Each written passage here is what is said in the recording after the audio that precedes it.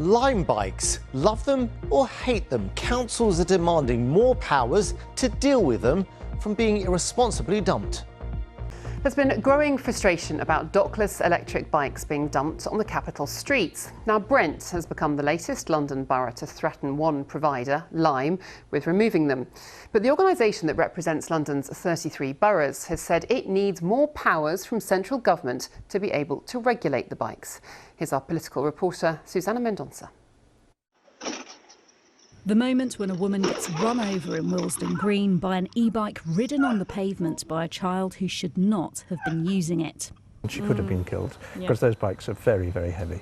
The woman is Robert's wife. He supports more cycling but thinks Lime isn't doing enough to stop unauthorised use of its bikes by those who hack them. It's a wonderful system for helping people get around, and should happen is regulated parking in bays on the street, and Lime finding an engineering fix so that the kids can't break the bikes so easily. This has become a familiar obstacle course for pedestrians in Brent. Lime, which operates in 17 local authority areas in London, wants to expand its fleet here. The amount of bikes, right, that are being toppled over, left in the wrong places. That spurred the council leader, who thinks Lime hasn't been doing enough to address safety concerns, into trying to put the brakes on. And we have told them now, right, because of their inaction, that we want their bikes off the streets by the 31st of October this year. But the reality is that you don't have the power to get all their bikes off the street. Yes, you're right. We do have very limited powers as to whether or not we can remove them.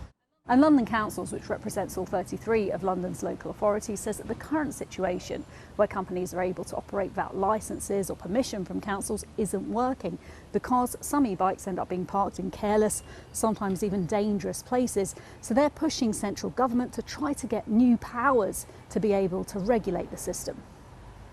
I've got to go up here and I've got to be careful not to knock into that, but it's like, woo, you know. It has become a particular problem for disabled Londoners like Sally, who lives in Haringey, where Lime started operating earlier this year. I can be totally marooned somewhere where I'll go to get past one bike and find there's another one that I then can't get past. So I'm stuck in the area in between. Taking one for a spin, Lime's UK policy director says he's open to mandatory parking areas, but warns against a one-size-fits-all approach. But to make sure that works, we need enough of those locations so that the scheme is still easy to use and bikes are easy to find and park, because without that we won't be able to see the levels of usage and the levels of green and active travel adoption we're currently seeing. The government says it's vital that roads and paths are accessible to all and that e-bikes are used safely. Susanna Mendonça, BBC London.